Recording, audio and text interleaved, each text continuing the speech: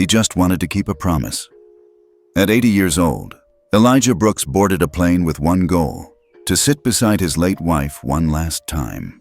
But when a flight attendant demanded he give up his seat for a younger, wealthier passenger, everything spiraled. Public humiliation, a stolen passport. His name broadcast over the intercom like a criminal. What no one knew: Elijah wasn't just an old man. He was the reason millions of flights were safe. And when his truth came out, the entire flight and the system behind it would never be the same. Elijah Brooks stepped slowly onto the plane, his leather shoes tapping gently against the narrow aisle. At 80 years old, each movement was deliberate, careful, like a man who knew both his pace and his purpose. His charcoal gray blazer was worn but dignified, fitting snugly over a crisp white shirt.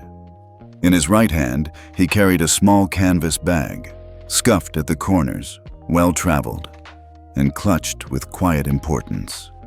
He didn't look around. He didn't need to. Row 3A, window seat, business class. He had memorized it months ago when he booked the ticket. Not just any seat, but that seat. The one his wife had always said she wanted to sit in when they finally traveled together as passengers, not professionals. "Someday, Eli," she'd once said, her hand resting gently on his, "I want to fly with you. No cockpit, no control panels. Just you, me, and the clouds out the window." That day never came. Cancer stole it from them. But Elijah was a man who kept promises. He arrived at his row, placing a hand on the seatback for balance. The window seat was there, untouched. The middle seat beside it? Empty. And it would stay that way. That seat wasn't for anyone else. It was hers. He settled in slowly, sighing as he leaned back. Outside the oval window stretched the blue California sky, cloudless and vast. It reminded him of the days he flew, thousands of hours spent above the earth, guiding aircraft through storms and sun alike. But now, he was just a passenger. His fingers brushed the small locket in his blazer pocket. Inside it, a photo of his wife, Marlene, smiling in her nurse's scrubs, taken 35 years ago. He didn't need to open it. He knew every line of that photo by heart. The boarding announcements echoed faintly overhead, but Elijah tuned them out. This flight wasn't just travel, it was remembrance. Then, the calm was broken. "Excuse me, sir?" Elijah looked up. A tall blonde woman stood before him. Her hair was pulled tightly into a bun, and her smile didn't quite reach her eyes. Her uniform was perfectly pressed, the name tag reading R. Dalton. Her tone was sweet, too sweet, the kind that made your instincts twitch. "Yes?" Elijah replied politely. "I'm so sorry to bother you, but we have a bit of a seating issue. There's a guest who really prefers a window seat, and..." She gestured vaguely. Well, she's one of our platinum-tier passengers. Would you mind switching to 3C so she can sit here instead?" Elijah blinked. "I'm sorry. This is the seat I reserved." "Yes, of course. I understand," Rachel said, her smile tightening. "But, you see, the other guest is a very important client. She's quite insistent." He looked at her calmly. "Ma'am, I booked this seat 3 months ago. It's important to me. I'm not trying to be difficult, but I prefer to stay where I am." Rachel's smile disappeared for just a moment, quick, like a glitch in a screen. Then it was back, even more strained than before. "Of course, it's just, this passenger is an influencer with over 10 million followers," she said, as if that explained everything. "She shares everything on social media and, well, having her happy with our service is important for the airline." Elijah didn't flinch. "I see, but I'm afraid I'll still need to stay here." The air around them thickened. Rachel's smile was now paper-thin, her hands clasped too tightly in front of her. From behind her, a young white woman in designer sunglasses and athleisure leaned into the aisle, arms folded, her expression expectant. The scent of expensive perfume wafted forward, aggressive and floral. "That him?" she asked, loud enough for half the cabin to hear. "Yes, Rachel replied over her shoulder. Then, turning back to Elijah, she added in a softer voice, "Sir, please, this is just a seat." Elijah looked past her, out the window for a moment, then back. His voice was low, calm. "To you, maybe, but not to me." A few passengers nearby began to stir, sensing tension. One man muttered under his breath. Another woman shifted uncomfortably. Rachel drew a deep breath, then smiled again. This time, something colder. "Sir, I really need your cooperation." "I understand," Elijah said simply, "but the answer is no." Something in her posture stiffened. Rachel straightened, her hands now on her hips. "Well then," she said, tone shifting, "I'll see what I can do." She turned and walked back down the aisle, heels clicking sharply. Elijah exhaled slowly, returning his gaze to the window. The sky hadn't changed, but the air inside the plane had. A minute later, Rachel returned, this time without a smile. The influencer stood behind her, arms still crossed. "I'm sorry, sir," Rachel said, voice firm now, "but I'm going to have to insist. This seat needs to be made available." Elijah looked up, still composed. "I paid for this seat. I have the reservation confirmation. Would you like to see it?" Rachel didn't respond to that. Instead, she stepped forward, reached down, and without warning, grabbed Elijah's canvas bag from under the seat. "Hey!" Elijah began, but she had already yanked it out and placed it in the aisle. "There's no need for a scene," she said. The influencer rolled her eyes. "God, just let me sit. This is ridiculous." Elijah stood slowly, using the armrest for support. "Please put my bag back," he said quietly. Rachel's lips curled slightly. "Only if you agree to move." "No." The single word dropped like a pin in a silent room.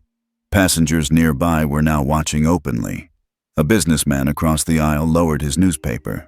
A teenager raised his phone, the screen glowing red. Recording. Rachel straightened. "Then I'll have to escalate this. You're causing a delay, and we cannot accommodate disruptions at this time." "I haven't raised my voice," Elijah replied. "I haven't moved. I've only asked to stay in the seat I reserved." "Sir, you are delaying the flight."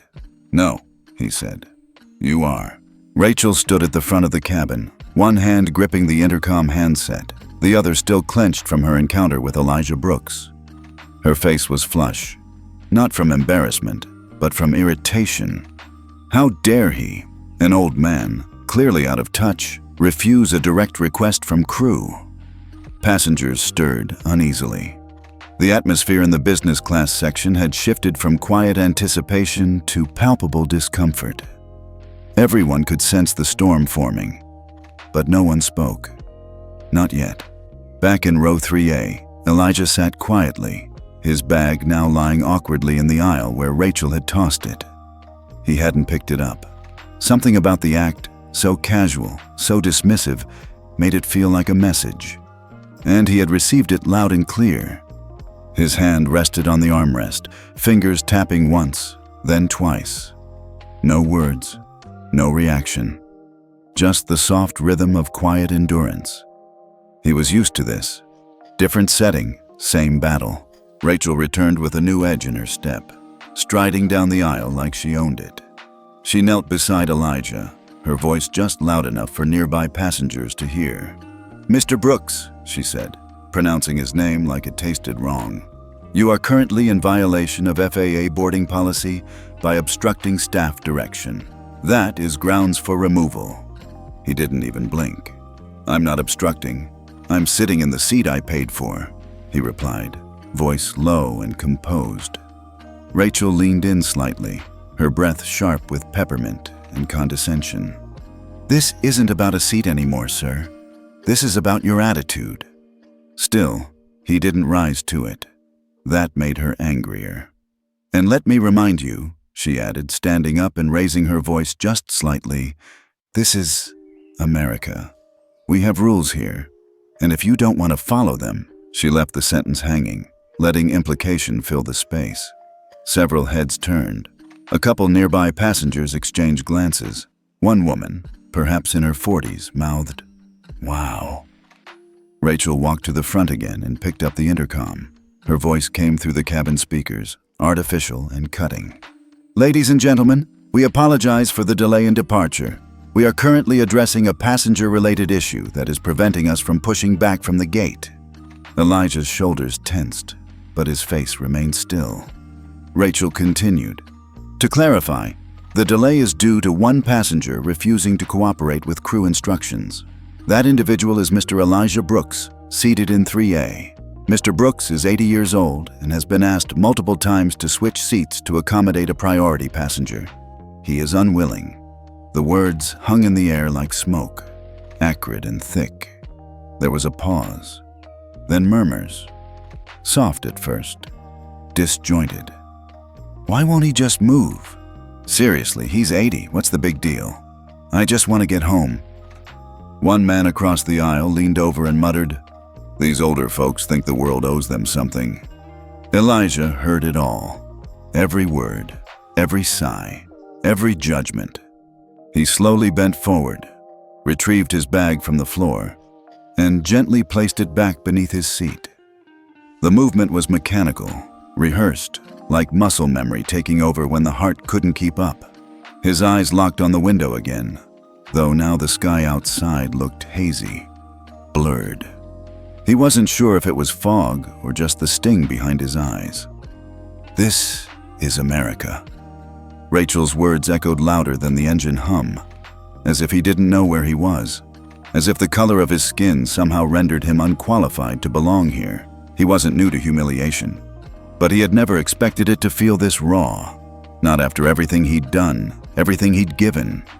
He had always believed that dignity, once earned, could not be taken. But here, today, it was being chipped away in front of strangers with every breath he took. A few rows back, the influencer, still standing, pulled down her designer sunglasses and whispered to Rachel, "He's seriously ruining my day. Can't you just get security?" Rachel glanced around theatrically, letting the idea float through the cabin like a threat. Elijah remained silent. Then came the final blow. Rachel picked up the intercom again. Her voice, now perfectly poised, rang through the plane. "For those concerned about the delay, please know we are taking appropriate action. Our staff will escalate to gate authorities if necessary. Again, the passenger in question is Mr. Elijah Brooks, age 80. We appreciate your patience as we resolve this matter." The name repeated. The age, as if he were a criminal, as if he had committed some act of violence, some unforgivable sin, rather than simply wanting to sit where he had once promised his wife they would sit together. Elijah closed his eyes, not in surrender, but in restraint. Around him, whispers bloomed like wildfire. "He's so selfish. Is this really happening? Just move, man." No one asked why he was there. No one wondered what the seat meant to him. They only saw a delay, a disruption, a problem. And in that moment, Elijah knew something that twisted deeper than any insult ever could. They didn't see him. Not the years he spent in service to an industry that now disrespected him. Not the lives he helped save from the quiet corner of a back office in Washington. Not the countless hours in simulators, reviewing crash data, drafting safety protocols that others would take credit for. They saw only an old black man in the wrong place at the wrong time. Rachel walked past him again, this time without even looking. The influencer took out her phone, positioned it subtly, and began recording. Elijah stayed still. The only thing he moved was his hand, reaching up to gently press against the inside of his blazer, feeling the locket, the weight of memory, the reason he was here. "Marlene, baby, I'm trying." He felt the tears coming, but they didn't fall. Not yet. Not while strangers watched. Not while the world believed he had no voice. Liam adjusted his headphones, but the music had long since stopped. He hadn't played a single note since the first raised voice reached his ears. Now, with his phone angled discreetly at chest height, camera on, he was capturing everything. He was only 22, traveling alone for a tech internship interview in San Diego. Window seat, row 6, just 3 rows behind the commotion. At first, he'd tried to tune it out like everyone else, just another delay. Probably someone drunk or confused. But something about the way the old man sat there, quiet and still, reminded Liam of his grandfather. And something about the flight attendant's tone made the hair on the back of his neck stand up. So, he started filming. Elijah didn't know he was being recorded. He sat frozen, both hands clenched around the handle of his canvas bag, his back hunched slightly forward as if bracing for impact. Every muscle in his frame was rigid. His eye, dimmed by age and fatigue, stared at the wall ahead, unseeing, like a man waiting for the storm to pass. Then it happened. From across the aisle, a heavy-set businessman in a navy blazer scoffed loudly. "What's the hold-up now? Still that guy?" Rachel, standing near the galley, turned and nodded subtly. "He's refusing to move." "Still." The man shook his head, deliberately louder now. "Ridiculous. Just another entitled old-timer. Probably thinks the world owes him a damn monument." Someone behind him chuckled, and then it came. The sting. "He's just a useless old man," a younger voice said. "Probably doesn't even know where he is." Elijah flinched. He didn't cry. He didn't speak. He just sat there, shaking slightly, lips pressed into a hard line. His fingers clutched the fabric of his bag as if it were an anchor, as if letting go might cause him to drift away entirely. Liam felt a surge of something he hadn't expected. Anger. Not loud, raging anger. A cold, deep burn that started in his gut and traveled to his chest. He knew what it felt like to be humiliated in public. He knew how people judged without knowing. But this was cruelty wrapped in convenience. The easy way out. Blame the one who can't fight back. Across the aisle, an elderly woman stood. Her silver hair was pulled into a neat bun, and her hands trembled slightly as she steadied herself against the seat. She looked to be in her 70s, wearing a soft lavender cardigan and orthopedic shoes. "I'd like to say something," she said, her voice clear and unwavering despite her frame. Rachel turned. Her professional mask slipped for just a second. "Ma'am, I'm going to have to ask you to sit down." "No," the woman replied. "Not until I say what needs to be said." Passengers leaned closer. The murmurs faded. "That man," she pointed gently at Elijah, "has been sitting there quietly. He hasn't shouted, he hasn't caused harm, and yet he's being treated like a criminal." Rachel's jaw tightened. "Ma'am, I'm asking you." "He deserves respect," the woman continued. "He's old enough to be your father, maybe your grandfather, and you've humiliated him in front of strangers for what? A window seat? A photo opportunity?" Rachel's cheeks flushed. "If you do not sit down, I'll be forced to call airport security." The words dropped like a hammer. The older woman stared at her. For a moment, it seemed she might resist. But then she sighed, heavily, and returned to her seat, her dignity intact, even if her voice had been silenced. Liam kept filming, every second of it.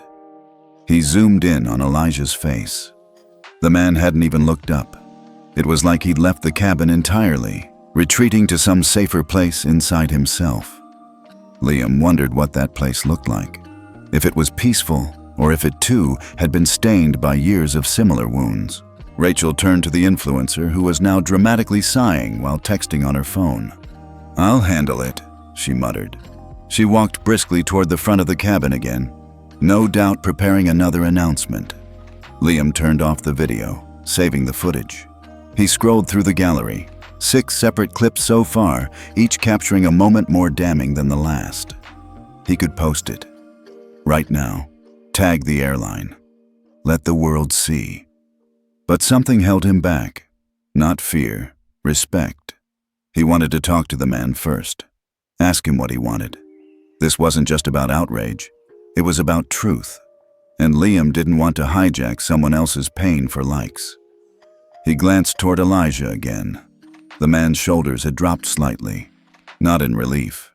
In resignation. The kind that comes when you stop expecting the world to be fair. Liam whispered to himself. Not today. He leaned forward in his seat, mind already formulating a plan. The old woman's voice still echoed in his ears.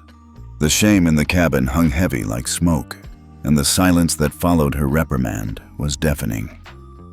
But Liam wasn't afraid of silence. He was afraid of what would happen if no one broke it.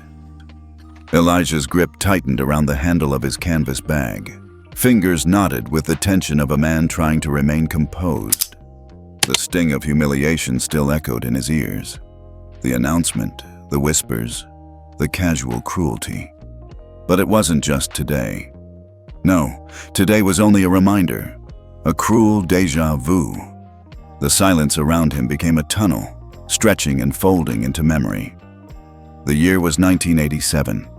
Elijah Brooks stood inside a stark, humming FAA control room, surrounded by blinking lights, data printouts, and the low murmur of engineers arguing over calculations.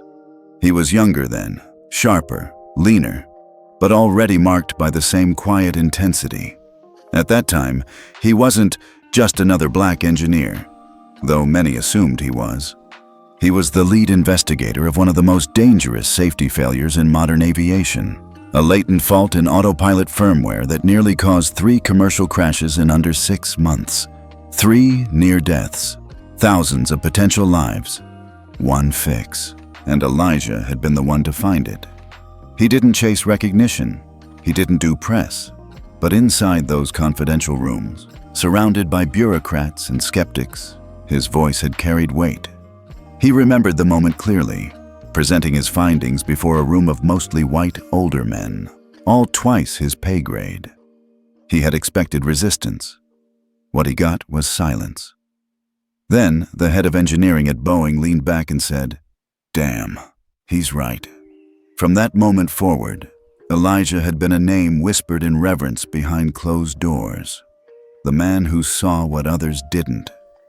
His wife, Marlene, was waiting when he got home that night. Still in her nurse's scrubs, hair pulled back, soup on the stove. She had smiled at him, not like a hero, but like a man returning from battle. "What happened?" she asked, knowing something had. He chuckled then. "I think I saved a few million people today." Marlene had walked over, placed her hands on his cheeks, and kissed his forehead. "Then you better sleep like it." It had been her voice, her warmth, that kept him centered all these years. And one phrase above all, when they look down on you, you look up, always. Back in the cabin, Elijah opened his eyes again. He felt the pocket of his blazer, fingers brushing against the aged leather of his passport, a bit worn at the corners.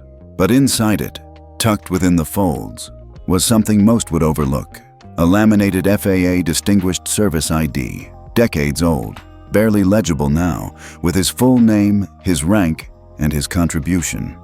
It had been awarded quietly, no ceremony, no applause, but it had meant the world to him. Suddenly, a shadow passed in front of him. Rachel. She leaned in, her smile no longer even an attempt at friendly. "Mr. Brooks, may I see your passport, please?" He looked up at her. "Why?"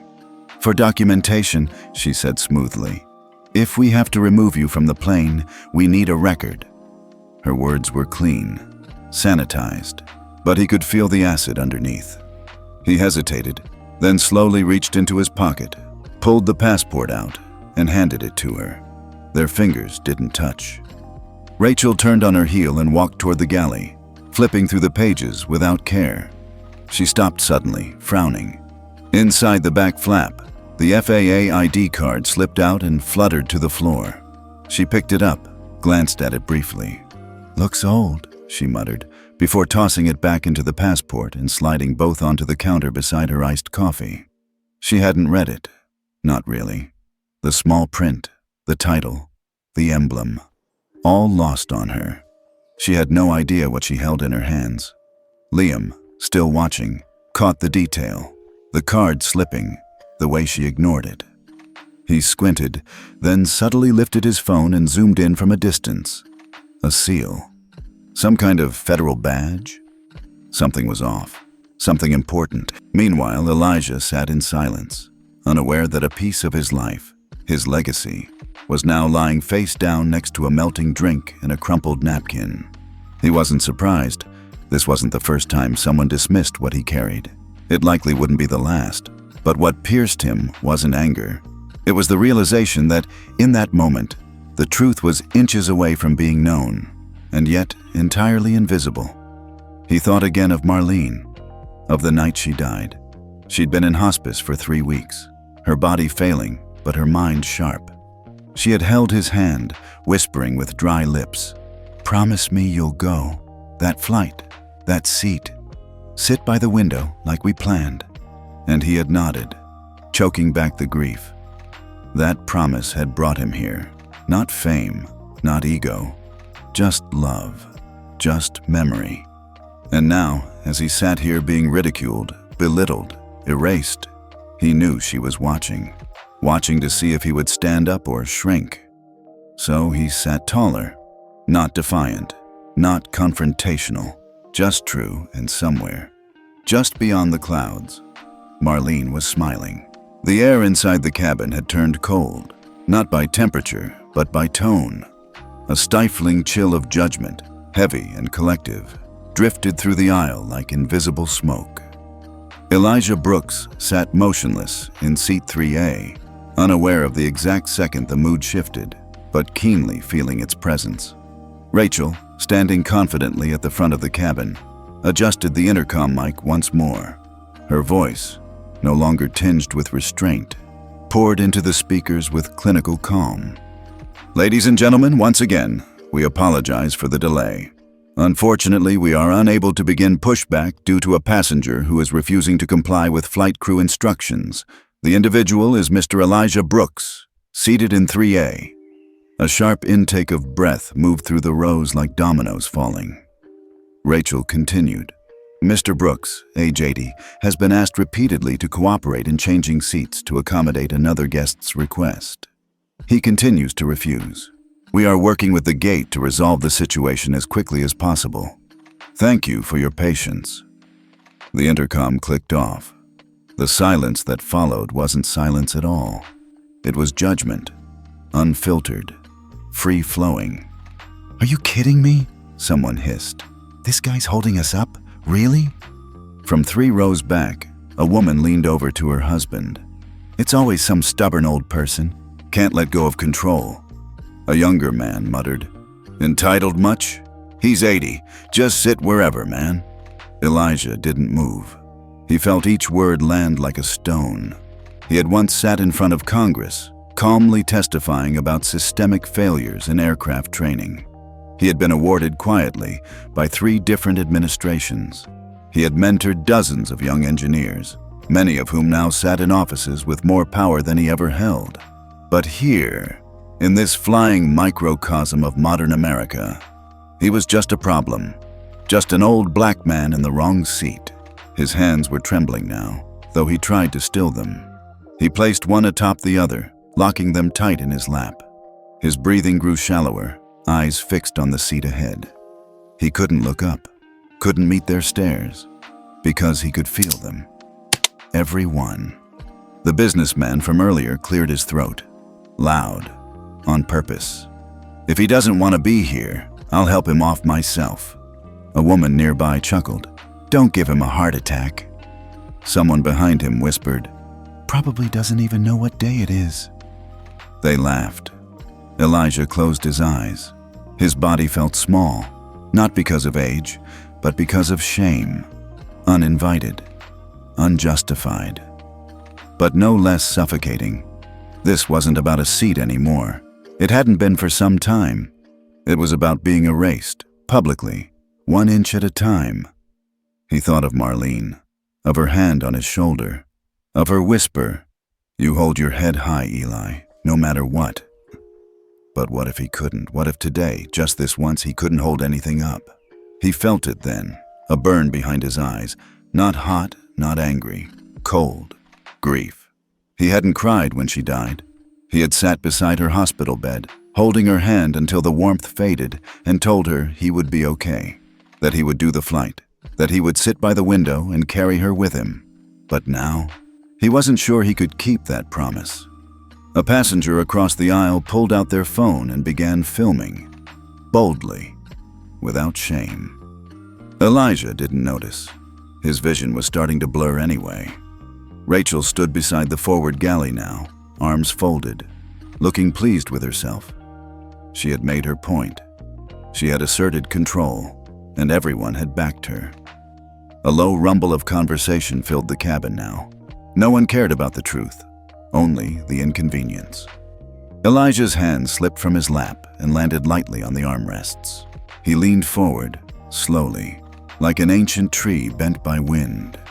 His breathing hitched. His fingers touched the locket again. He pressed it tight to his chest. "I'm sorry, Marlene." The first tear fell, silently, quickly, leaving a glistening trail down his cheek. And then another. He didn't wipe them. He didn't flinch. They were not cries of anger, not protest, not pity. They were the tears of a man who had tried, one last time, to believe in kindness, and found none. He slumped forward. The cabin grew quieter. Liam, watching from row 6, saw it happen in real time. The man's body folding, the shoulders curling inward, the head bowing not in sleep, but in defeat. And no one moved. No one helped. Because no one thought it was their job. Elijah sat, now only a shell of the man who had walked on proudly 15 minutes earlier. Once an architect of flight safety, now a cautionary tale of modern cruelty. The moment stretched. Passengers grew restless, muttering about timing, about schedules, about everything but the man suffering 2 feet away. Rachel glanced at her watch, already composing her next announcement. But something was shifting, something quiet, unseen. It started in the eyes of one young man with headphones, still recording, and it would grow.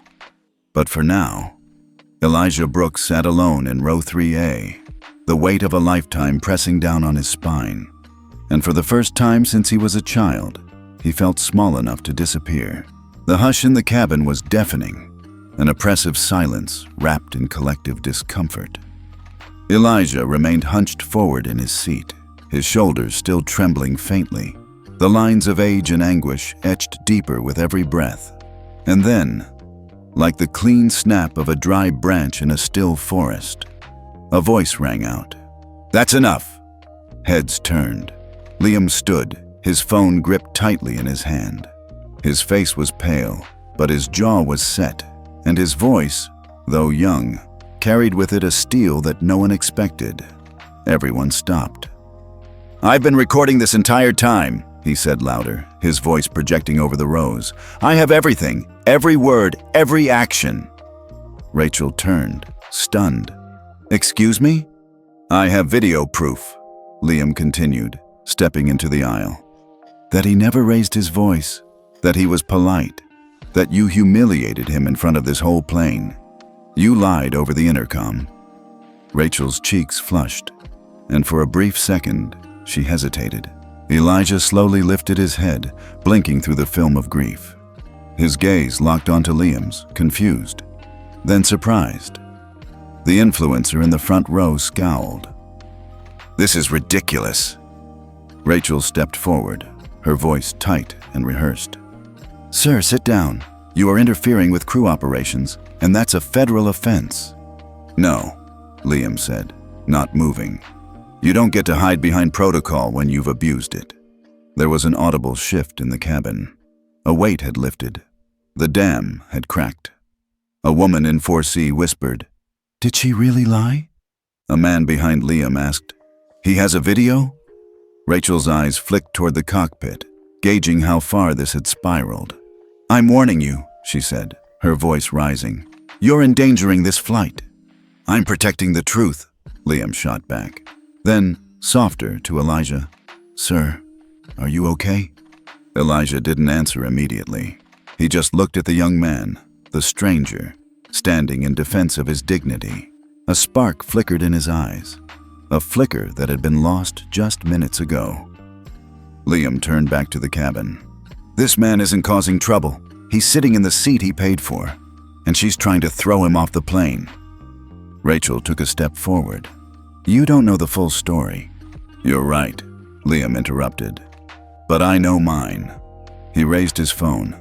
The screen was paused on a still image of Rachel yanking Elijah's bag from beneath the seat. "My dad worked for the FAA, died when I was 15. He used to talk about the people who changed the industry. Not the ones with medals or news stories, but the quiet ones. The ones who saved lives without anyone knowing." Liam's voice cracked slightly, but he didn't stop. He had a name he mentioned more than once. A man who fixed a system error back in the 80s, who stopped a string of crashes before they happened. Said he was the smartest guy in the room, but always listened like he wasn't. He turned to Elijah. "I never thought I'd meet him." The cabin was utterly still. "Sir," Liam said, softer now, "is your name Elijah Brooks?" Elijah nodded, slowly, like the motion itself carried weight. Liam's chest rose and fell. "Then, you saved my dad." A gasp rippled through the rows. Rachel's face drained of color. Elijah blinked. His lips parted slightly, the realization settling in like a soft blanket over raw skin. Liam turned to the rest of the cabin. "So, if anyone here still thinks he doesn't belong in that seat, you might want to ask yourselves what flying would look like today without him." A full beat of silence passed. Then another, then murmurs. This time not of mockery or complaint, but disbelief, regret. "I had no idea." Did he really say his dad worked with him? A man near the front cleared his throat, visibly uncomfortable. Rachel was frozen in place. "Give me my passport," Elijah said suddenly, his voice hoarse but steady. Rachel flinched, caught off guard. "I believe," Elijah added, "you still have it." Rachel turned and reached for the counter, her hands trembling now. She retrieved the passport and the laminated card still tucked inside, holding them like they were burning her fingers. Elijah stood slowly, his knees stiff. He extended a hand. She placed the items in his palm without a word. He opened the passport, pulled out the FAA Distinguished Service ID, and handed it to Liam. Liam read the faded text, the signature, the embossed seal. "Distinguished Service Award for Lifetime Contributions to Aviation Safety, Elijah M. Brooks." Liam looked up. "You really are him." "I was," Elijah said. "Once." Liam shook his head. "You still are." A round of spontaneous applause broke out in the back of the cabin.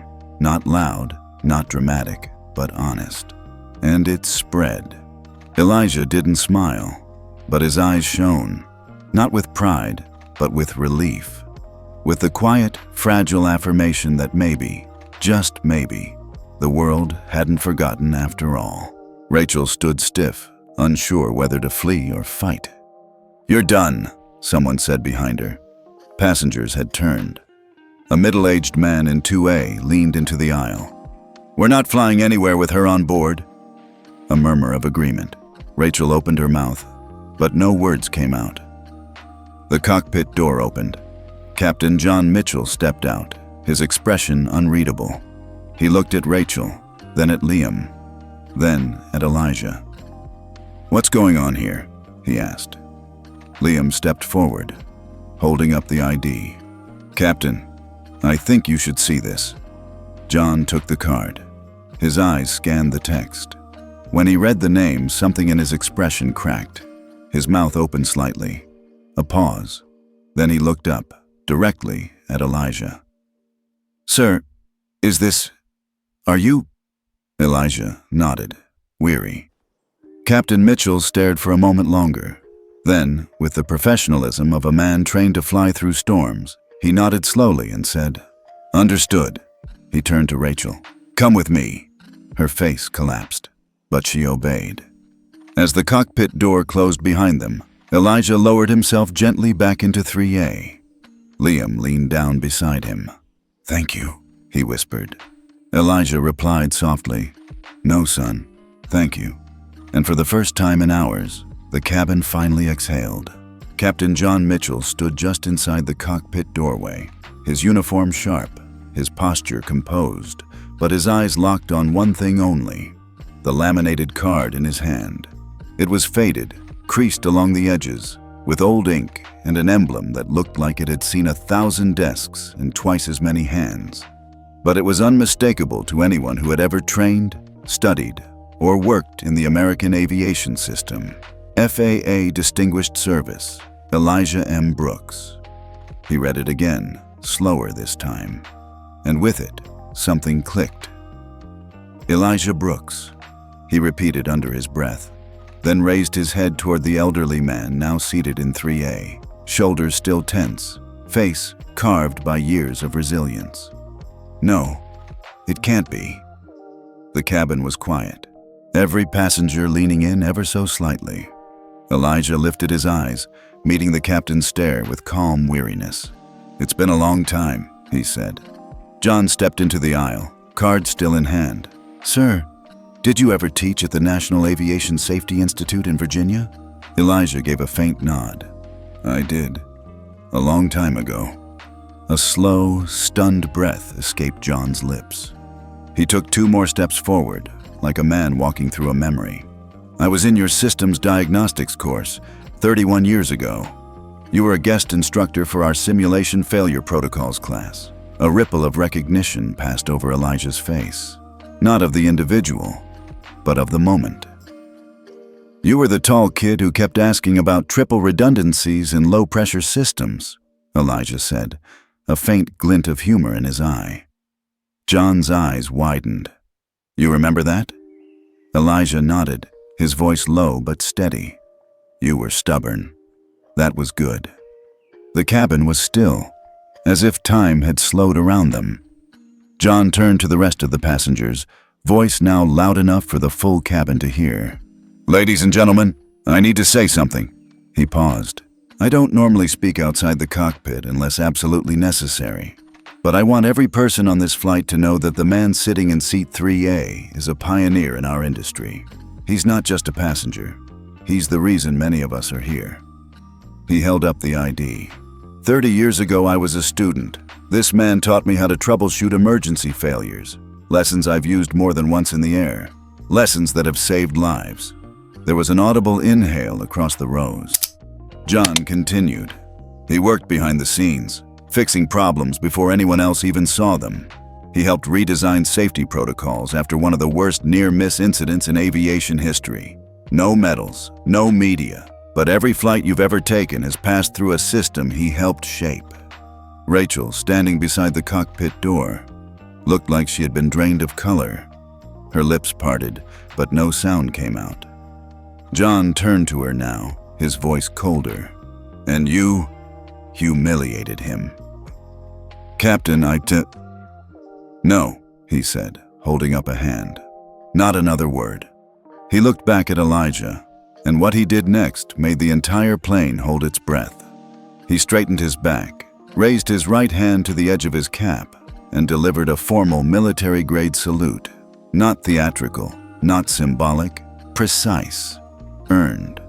"For your service, sir," he said, voice soft but firm. "To the industry, to every pilot who came after, and to every soul who made it home because of your work." Elijah blinked, and for a moment, the weight in his chest shifted. Not gone, but lifted enough for air to return. "I was just doing my job," he replied quietly. "No," John said. "You did more than that. You made this sky safer."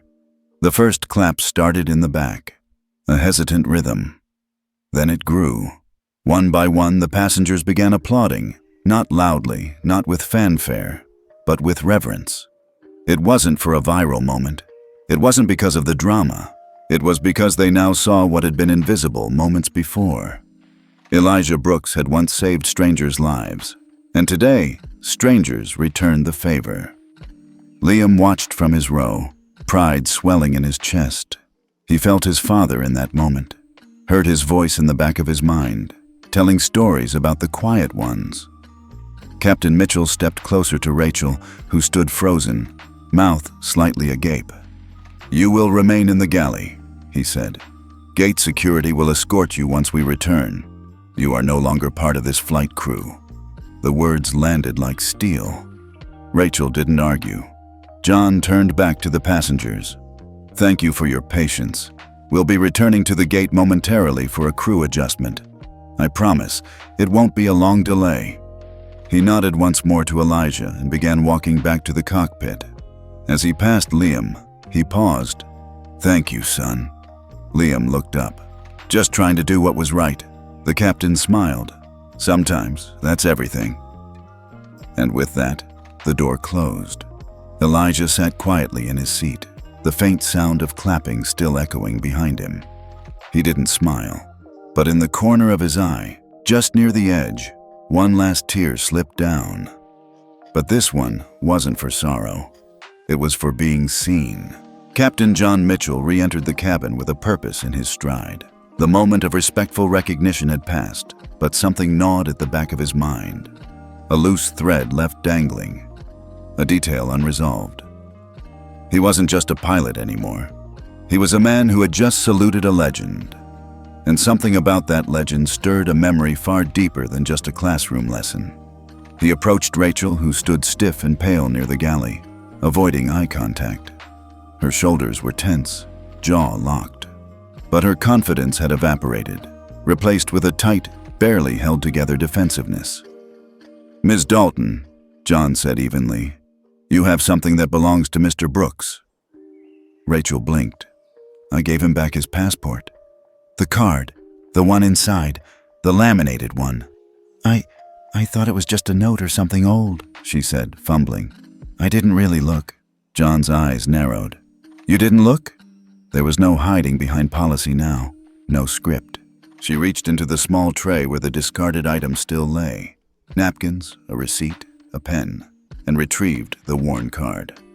She handed it to him without a word. John turned it over in his hand. He recognized the FAA seal immediately. It wasn't just any badge or ID. It was a Federal Aviation Administration Distinguished Honor Medal, laminated for preservation and issued only to a handful of individuals in the agency's history. Below the embossed crest was the name Elijah M. Brooks, Lifetime Contributions to International Aviation Safety, 1991. His breath caught. He stared at the date, blinking as realization broke through memory. He knew that year. Everyone in the aviation world did. But to John, it meant something personal. He turned and walked back down the aisle, past watching passengers, his face unreadable. When he reached Elijah's row, he didn't speak right away. He simply sat in the empty middle seat beside him, holding the card with reverence. "I need to ask you something," he said softly. Elijah looked up, weary but present. "Go ahead." John held out the card. "Is this what I think it is?" Elijah took a breath.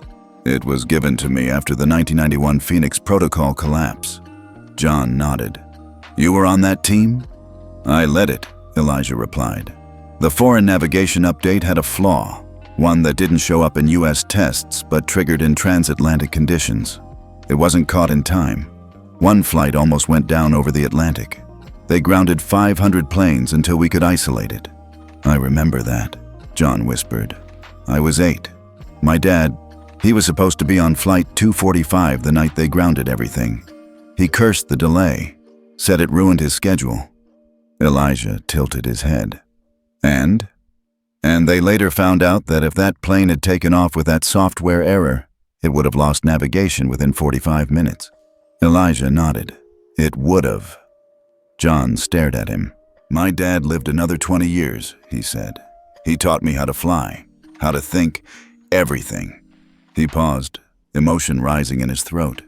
"And you saved him, without ever knowing." For a long moment, there was only the hum of the plane, still motionless on the tarmac. Elijah looked down, then back up. "That's the thing about this work," he said. "You save people you'll never meet. Sometimes, they don't even know they needed saving." John let out a quiet laugh, one that carried both disbelief and deep gratitude. "You know what he used to say? The real heroes are the ones who never raise their voice and never ask to be thanked." Elijah's lips curled into the faintest smile. "Then your father was a smart man." John stood up, walked to the intercom, and pressed the button. "Ladies and gentlemen, I need to address you one more time." The cabin fell into silence again. I'd like to share something that many of you don't know. Earlier today, you met Mr. Elijah Brooks. Some of you may have heard what he was called over this system, noncompliant, the cause of delay. But what you didn't hear was what he did in 1991. He paused.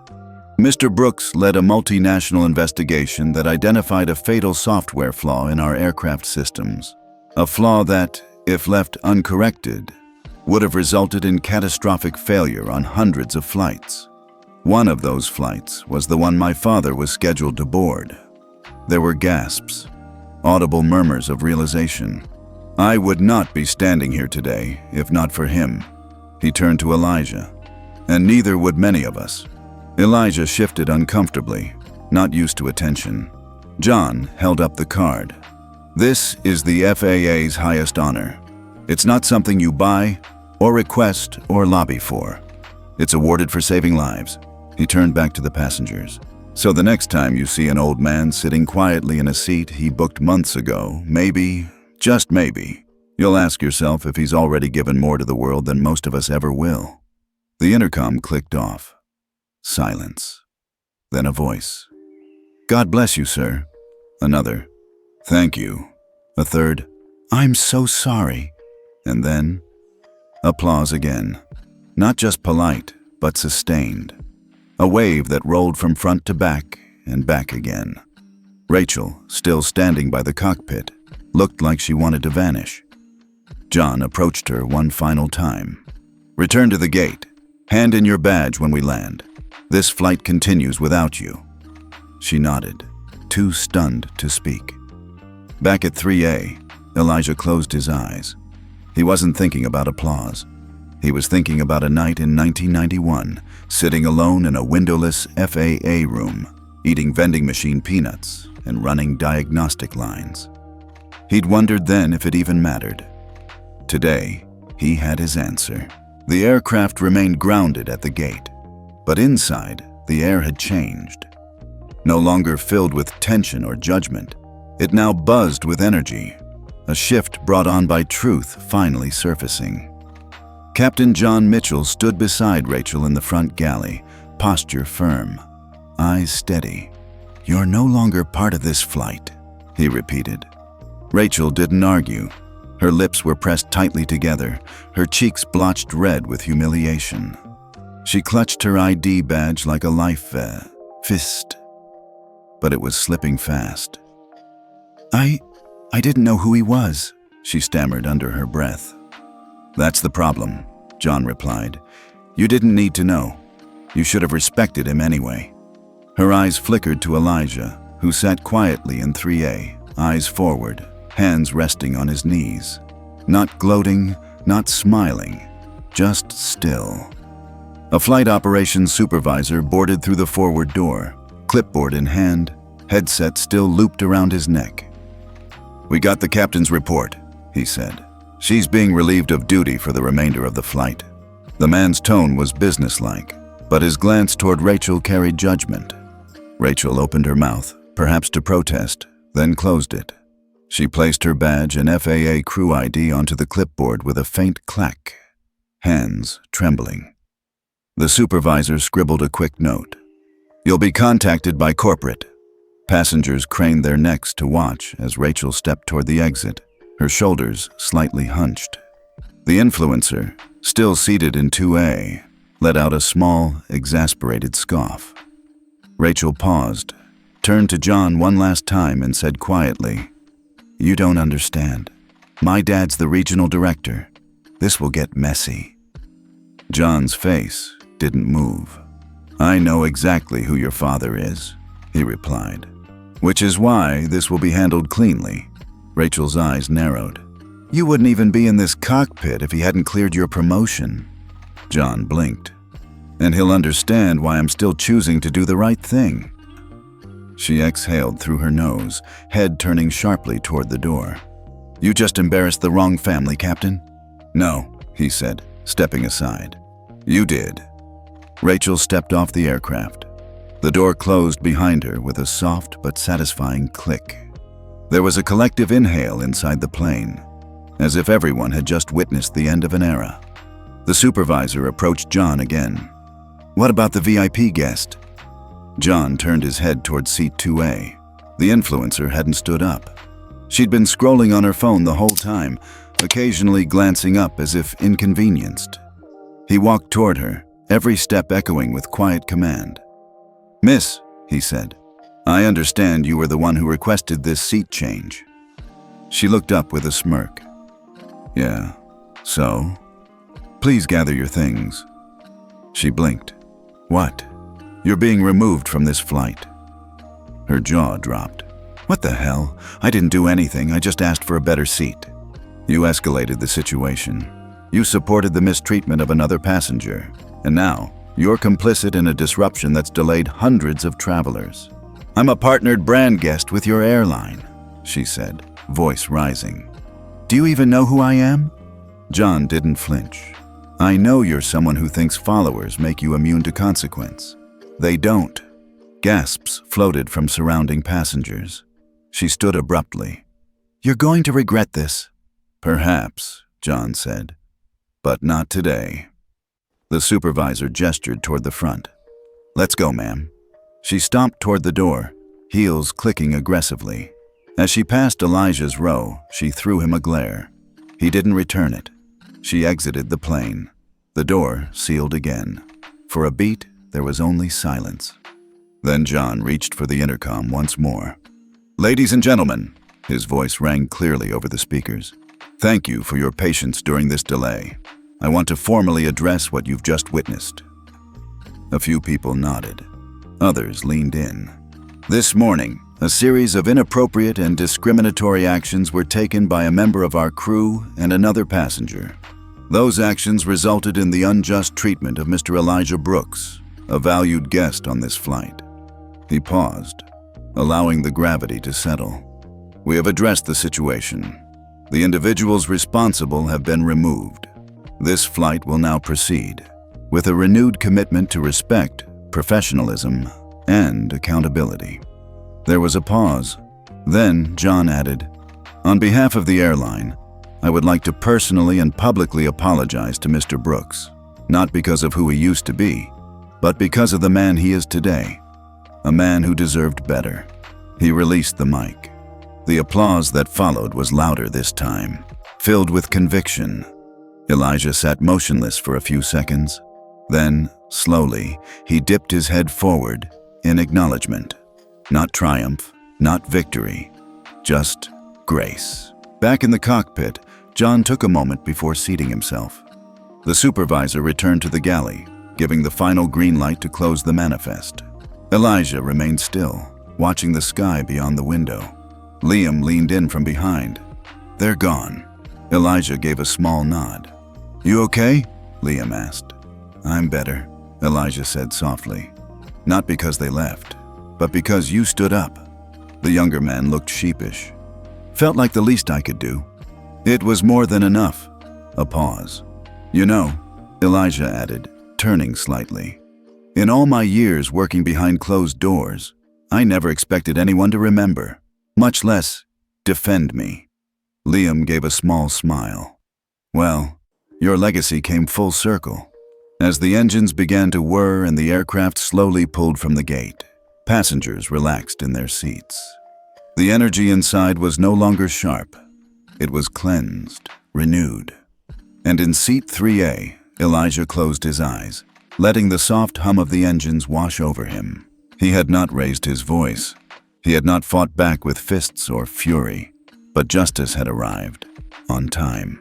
The engines hummed softly as the aircraft eased back into its position at the gate. Though the wheels had barely moved, the emotional journey inside had traveled decades. The tension had been replaced with something heavier, deeper, an awareness that what just happened wasn't just personal. It was systemic. Captain John Mitchell stood again at the front of the cabin, his uniform immaculate, his face solemn. He didn't reach for the intercom this time. He wanted his voice to be heard with no static, no filter. "Ladies and gentlemen," he began, "we've returned to the gate as a formality, but also as a statement. What happened on this flight doesn't end with 2 people being escorted off. It's bigger than that." He took a breath. 34 years ago, a man named Elijah Brooks identified a catastrophic systems failure that saved lives, including someone very close to me. But today, that same man was disrespected in the most public, humiliating way by the very industry he helped build. The cabin was silent. No murmurs, no shifting, just eyes on John, and eyes on Elijah. What many don't know, John continued, is that after his work with the FAA, Elijah Brooks contributed to the earliest drafts of the Code of Conduct and Passenger Ethics Protocol, the exact guidelines that flight crews are trained on today. Elijah turned slightly, surprised. He hadn't expected that detail to be remembered, much less mentioned. John nodded toward him. Mr. Brooks was only in his 40s then. He believed that safety wasn't just mechanical, it was moral. That how we treat people on board is just as critical as how we fly the plane. A light gasp escaped from a passenger in row 5. John looked toward the rear of the cabin. We've initiated a formal investigation into this incident. Not only the actions of the crew member, but the culture that allowed it to happen. We will be reviewing training, accountability, and internal communication protocols. A few heads nodded in agreement. I've already submitted my report to flight operations, he said, and I've requested that a team be assembled to review our code of ethics, starting with the original version written by Mr. Brooks. Liam, sitting 2 rows behind Elijah, leaned forward and whispered, "You wrote that?" Elijah chuckled quietly, shaking his head. "A long time ago. I didn't think they still used it." "They didn't," John said, overhearing. "It was revised twice, but your original framework is still in the archive. I looked it up this morning after reading your name on that badge. I didn't know then what I know now, but your fingerprints were all over the roots of this place." He turned back to the passengers. "We owe this man more than a seat. We owe him a system that reflects the very values he once built." Applause rose again. Different this time. Not for spectacle, for integrity. Elijah sat still, but something had shifted in him. A quiet warmth, a sense of something returning, not pride, but purpose. The kind that had faded with years of invisibility. One by one, passengers started speaking, not with outrage, but with reflection. "This never should have happened," said a woman in row 7. "I'm ashamed I didn't say something earlier," added a businessman across the aisle. "I fly twice a week. I've seen this kind of thing before. It needs to stop." John nodded. "That's why we're here." The intercom crackled. A voice from ground operations confirmed that crew replacements were inbound. They'd be ready to continue the flight within 20 minutes. John smiled slightly, then turned to Elijah. "Would you mind addressing the cabin?" Elijah blinked. "Me?" "Yes," John said gently. "You started this journey in silence. Maybe it should end with your voice." The cabin collectively turned, waiting. Elijah stood slowly. He didn't need help. Not anymore. He stepped into the aisle, hands clasped behind his back, looking at the faces before him, not as accusers, but as listeners, as fellow travelers. "My name is Elijah Brooks," he began. "I've worked in aviation most of my life. Not where you'd see me. I wasn't a captain. I wasn't on magazine covers. But I was there, in the rooms where decisions were made. Quiet rooms. Heavy ones." He paused, scanning the crowd. "I never asked to be remembered. Most of us don't. We just want to build something that lasts, something safer, something better." His voice softened. "I wrote part of the ethics policy this airline still uses today. I believe that dignity should be in every seat, not just first class. That everyone deserves to feel safe, not just in the air, but in the way they're treated." More than a few passengers wiped their eyes. What happened today hurt, I won't lie. But it also reminded me why I started in this work to begin with. Because the sky is only free if we treat each other like we all belong in it. He nodded once, then sat. Silence. Then, standing ovation. No cheers, no whistles. Just the sound of dozens of people rising to their feet in quiet acknowledgement. Elijah sat back, breath steady. John returned to the cockpit. Liam leaned forward again. "You ever think about writing a book?" Elijah smiled faintly. "No, but maybe now I will." The cabin had settled into a respectful silence once again. No longer the strained hush of tension or uncertainty. This was different. This silence was earned. It was the kind that followed truth, revelation, and a shared sense that something sacred had just happened. A course had been corrected, not just for one man, but for everyone aboard.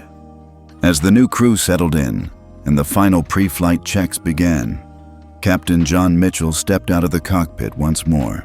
But this time, he didn't speak into the intercom. He walked directly to row 3A. "Elijah," he said quietly, "would you care to join me in the cockpit?"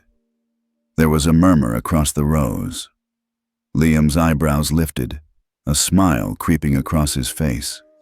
Elijah blinked. "Are you serious?" John grinned. "I wouldn't ask twice." The older man stood slowly, nodding. His knees ached, but something inside him moved smoother now, like an old engine rediscovering its rhythm. As he followed John down the aisle, a few passengers leaned back to let him pass. A hand rested briefly on his shoulder. A whisper, "Thank you again." He entered the cockpit, compact, glowing with soft amber lights, the heart of the aircraft humming like a sleeping beast. Everything was familiar, yet somehow foreign. It had been decades since Elijah had sat this close to a flight panel. John gestured toward the co-pilot's seat. "Have a seat, sir." Elijah lowered himself slowly, eyes taking in the layout. Screens, levers, switches. All evolved, all new, but the soul of the cockpit was the same. "It's beautiful," Elijah said, voice barely above a whisper. "More screens now, but the bones are still here." John sat beside him. "She's a good bird." 787 Dreamliner. Elijah nodded. "Never flew one myself. I left before these came out." John smiled. "But your fingerprints are in here too. Safety protocols, warning systems, that proximity alert, that's your team's work from '89. Elijah looked ahead at the empty runway.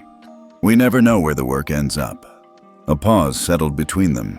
Then John asked, "You ever miss it?" Elijah took a long breath. "Sometimes.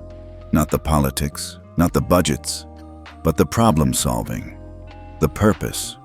John nodded. "I know that feeling." They sat like that for a moment. 2 generations, 2 chapters of the same legacy. The hum of the instruments was soothing, like the quiet breathing of an old friend. Then John leaned back slightly. "Can I ask you something, off the record?" Elijah turned to him. "Of course. I looked up your file when I got the card. That badge. There was something I didn't understand." Elijah raised an eyebrow. "You were nominated for the National Civilian Medal of Valor in '92, but the record says you declined it. Why?" A long silence stretched between them. Elijah looked back at the panel, at the reflections in the glass. "Because I didn't want the noise." John didn't respond immediately. "I wasn't interested in the headlines," Elijah continued. "They called me a hero. But heroes get pulled into speeches, parades, handshakes, and they forget why they started. I didn't want to be a symbol. I wanted to keep building quietly. And, truth be told, I knew what would come with it." John's brow furrowed. "What do you mean?" "I was a black man from Alabama," Elijah said simply. "In the early '90s, being honored on national television didn't just bring praise, it brought attention, scrutiny, questions. I wanted peace, not cameras." John leaned back, absorbing that. "You ever regret it?" he asked. Elijah thought, then shook his head. "Not once. I found peace in the work. In knowing what I built kept people alive. That was enough." John smiled faintly.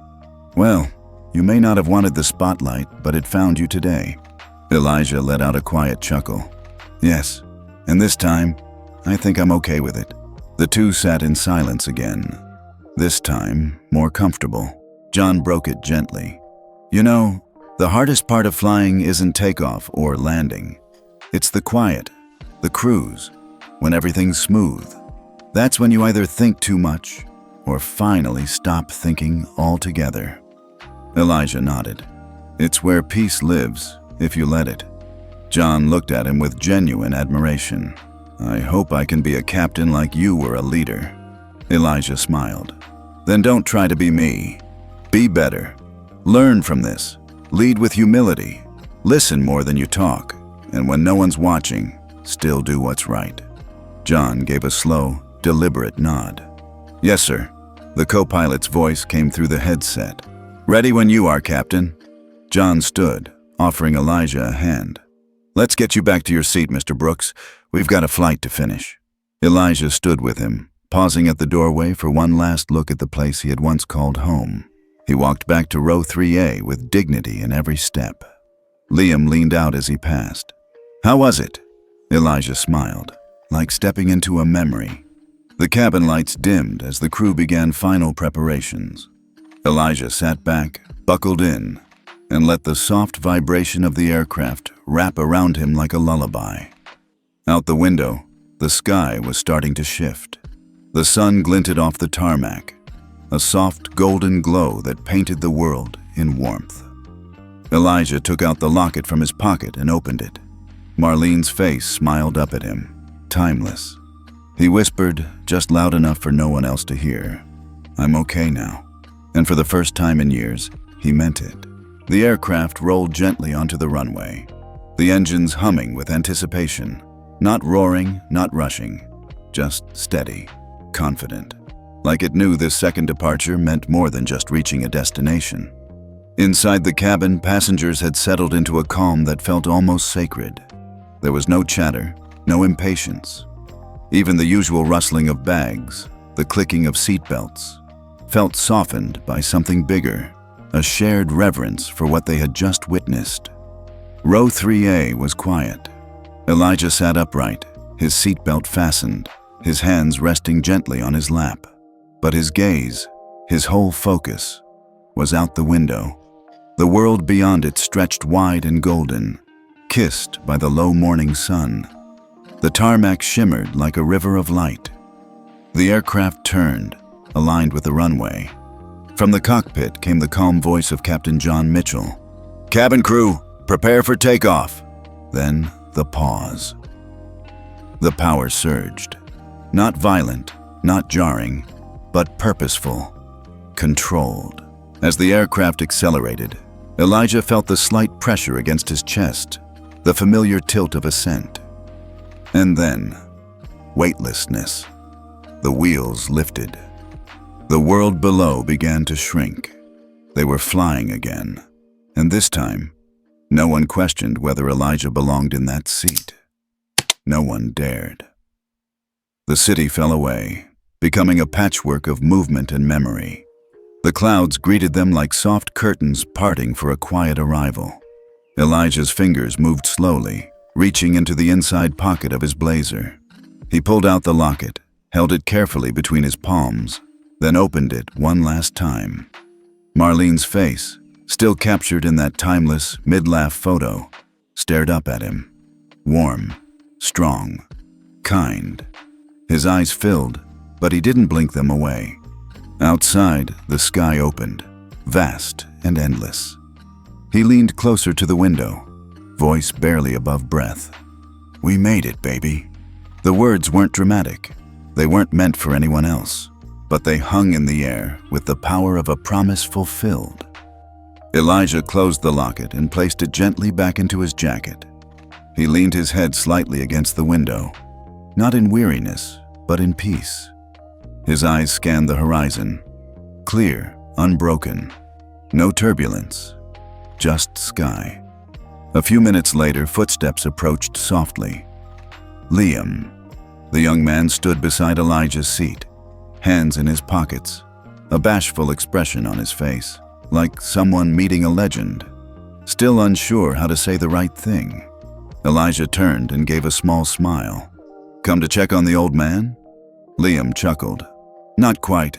I needed to say something. Elijah gestured to the empty middle seat. "Sit." Liam did. For a moment they sat in silence, the drone of the engines filling the space like a quiet heartbeat. Then Liam spoke. "You changed the way I see things." Elijah raised an eyebrow. "How so?" "I grew up thinking heroes wore uniforms, capes, had awards, speeches, statues." He looked at Elijah with awe, tempered by something deeper, respect. "But today, I saw a man get treated like nothing. And then I found out he's the reason hundreds of people are alive, including my dad." He swallowed hard. "And you never asked to be seen. You never asked to be honored. You just did your work." Elijah's gaze softened. Liam continued. "I used to think legacy was about attention, but now I know it's about impact." He paused, then added with quiet certainty, "I'm going to tell your story. Not just on social media, not just with a hashtag. I'm going to carry it. Make sure people like me, people my age, understand who really built the world we fly through." Elijah said nothing for a while. He just looked at Liam. Then he reached over, placed a hand gently on the young man's shoulder, and nodded.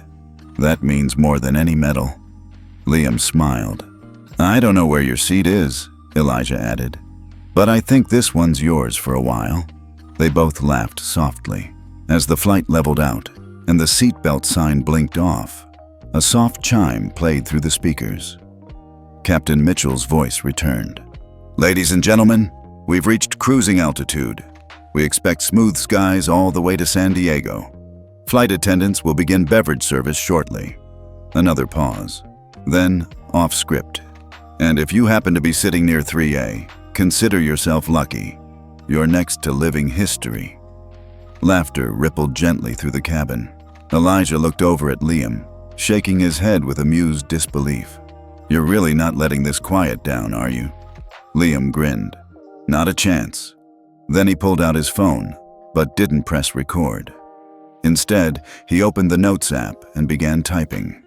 Elijah watched him for a moment. "You writing it already?" Liam nodded. "While it's fresh." Elijah leaned back in his seat, letting his eyes close for just a moment.